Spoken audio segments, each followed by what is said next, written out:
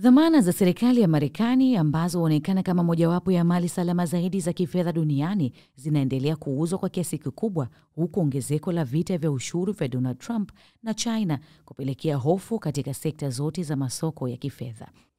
Maporomoko hayo yanadokeza kwamba wakati wimbi jipya la ushuru la Trump kwa mataifa mengi ya kiuchumi lilipoanza kutekelezwa, ikiwa ni pamoja na ushuru wa 104% dhidi ya bidhaa za China, wawekezaji wanaanza kupoteza imani na Marekani kama msingi wa uchumi wa dunia.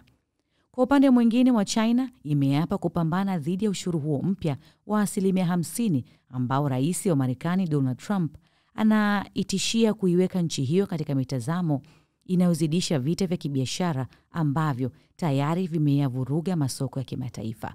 Baada ya Marekani kuweka kilichotajwa kwa ushuru wa kuadhibu mataifa mbalimbali ikiwemo China wa 104% ya ushuru ambao umeanza kutekelezwa, hii leo huko Beijing imetajwa kutaka kuchukua hatua madhubuti kwa kupiga marufuku sinema za Hollywood, ikiwa ni moja ya hatua ya kuzidisha vita vya kibiashara duniani.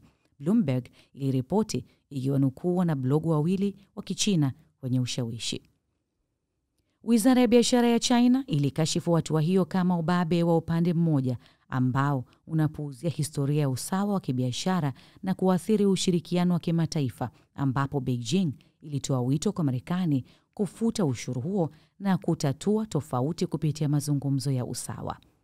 Kulingana na vyanzo mbalimbali, kupunguza au kupiga marufuku uingizwaji wa filamu za Marekani na kuongeza ushuru wa bidhaa za kilimo za Marekani na huduma nyingine za Marekani ni miongoni mwa hatua nyingine za kukabiliana na ushuru huo nchini China.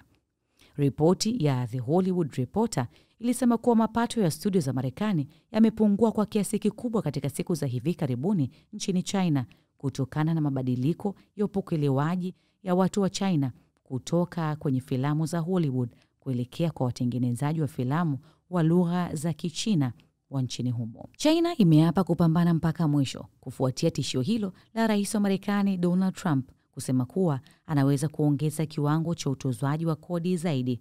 Wizara ya biashara ya China nayo ikisema itatoza bidhaa kutoka Marekani kwa 84% ya ushuru kama njia ya kulipiza kisasi kutoka 34%, kauli ambayo inaonekana kumkera rais Trump na ikizidisha mvutano kati ya mataifa hayo yenye uchumi mkubwa zaidi duniani. Trump ameathiri uchumi wa dunia kwa ushuru mkubwa ambao umeongeza hofu ya mdororo wa kimataifa, lakini amekataa kusitisha sera yake kali ya kibiashara licha ya kushuka kwa masoko ya kimataifa. Beijing akiwa ni mshindani wake mkubwa wa kiuchumi huko Washington, lakini pia mshirika muhimu wa kibiashara.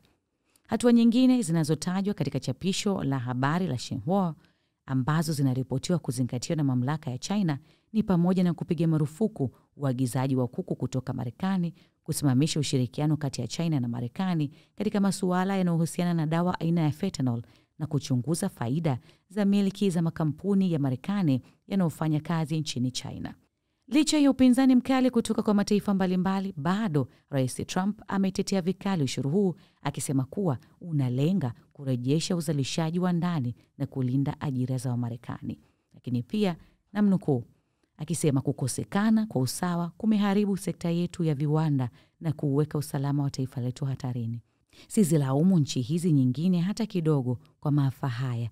Ninawalaumu marais wa zamani na viongozi waliopita ambao hawakufanya kazi yao vema na waliruhusu jambo hilo litokee kwa kiwango ambacho hakuna anayeweza kuamini. Hizi ni ripoti kimataifa. Mimi ni Gina Baltazari.